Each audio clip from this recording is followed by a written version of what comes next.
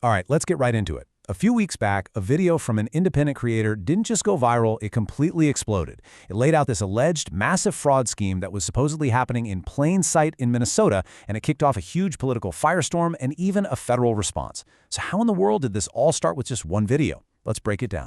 First, let's just try to wrap our heads around the scale here. This thing went from 0 to 100 fast. The video pulled in over 100 million views in just 3 days. I mean, to put that into perspective, that is more than most investigative reports from major news networks get in an entire year. This wasn't a ripple, it was a digital tsunami. And that really brings us to the central question we're going to tackle. How does one creator's investigation manage to light a fire so big that it triggers multiple federal investigations, freezes state funding, and starts a nationwide conversation about a scheme that's allegedly worth billions of dollars? So let's start at the very beginning, the spark. Because the story of how this video caught fire is almost as incredible as the allegations inside it. Within a day of it being posted, it was being shared by some of the most influential people in tech and politics. When figures like Elon Musk, Senator J.D. Vance, and the Speaker of the House at the time, Mike Johnson, share something, it's not just getting views anymore. It becomes a national story, like overnight. But this whole thing didn't start in D.C. or in Silicon Valley. According to the source, the creator, Nick Shirley, was actually in Minnesota filming a totally different story when locals started pulling him aside. They were telling him about all these daycare centers that were popping up everywhere, but something just felt off. It was a classic grassroots tip-off. So, what exactly was this tip about? This is where we get into the real meat of the video's claims. And honestly, the numbers are just staggering. We're talking about an estimated $9 billion. That's billion with a B. And that's just the alleged fraud happening within the state of Minnesota. It's a number that's so big, it's kind of hard to even process, all supposedly being siphoned from taxpayer-funded programs. Now, hearing a number like that is one thing, but Shirley didn't just report it. No, he actually went to these locations himself, boots on the ground, to see if he could verify what the locals were telling him. And what he found was, well, it was eerie. He described these facilities with blacked-out windows. He'd knock on the door, but nobody would answer. And here's the kicker. There was winter in Minnesota, snow on the ground, and he saw no children. And in some cases, not even a single footprint outside buildings that were licensed to care for dozens of kids. Just silence. At one center, he had this totally bizarre conversation.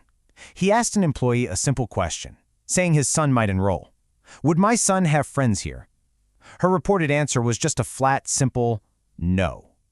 No explanation, no sales pitch, just a no and a closed door on what was supposed to be a busy daycare. This one example really just drives home how absurd the claims were. One center, which got nearly $2 million in funding, had over 90 violations on record. And get this, the oversight was so bad that their sign literally misspelled the word learning. And yet the money just kept flowing. Okay, so if the allegations are true, how does a scheme like this even work? How do you turn what look like empty buildings into a multi-billion-dollar operation? Well, the alleged answer points to a system with very, very little direct oversight, a system that relies almost entirely on paperwork. Let's follow the money. The alleged scheme basically breaks down into 4 steps. First, daycares claim they're taking care of a certain number of kids and get federal and state funding for them. Second, they pay employees off the books in cash. Third, because that income isn't officially reported, those same employees can still collect government welfare benefits. And finally, they just create a fake paper trail of logs and records to make the whole thing look legit. Now, a key piece of that paper trail, according to the source, involves something called non-emergency transportation companies. These companies are supposed to, drive clients to appointments. But in this scheme, they were allegedly used to create fake logs showing they provided services, which justifies more payments and just adds another layer of fake legitimacy to the whole operation. So where did all this cash actually go?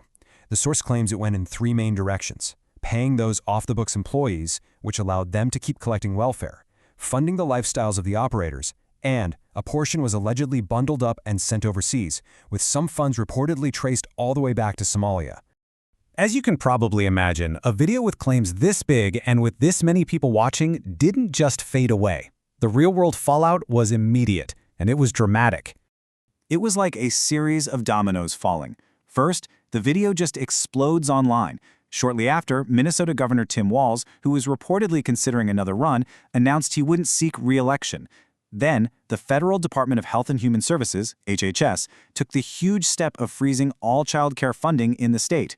And to top it off, a brand new federal position was created, an assistant attorney general specifically to fight this type of fraud. The official responses couldn't have been more different. The source claims Governor Walz initially dismissed the whole thing, calling the creator a delusional conspiracy theorist. Meanwhile, at the federal level, the reaction was the complete opposite. They launched multiple interagency investigations to get to the bottom of the claims. And this quote from HHS really sums up the whole federal position. They didn't just cut the money off, they gave these places an ultimatum. Basically, prove you're a real business with real children and you can have your funding back. According to the source, at the time of their interview, not a single one of these businesses had submitted that proof. So this whole story might have started in Minneapolis, but the source suggests the problem could be way, way bigger. And it raises a pretty serious question for the entire country. After the Minnesota video went viral, the creator was apparently flooded with tips. People in states like California, Ohio, and New York were all reaching out, saying the same thing. This is happening here too. This suggests that the weaknesses in the system aren't just a local problem in Minnesota, they could be nationwide. And that really leaves us with this final thought. This entire firestorm, from the federal investigations to the political fallout, allegedly started because one person, tipped off by locals, decided to show up with the camera and just asked some basic questions.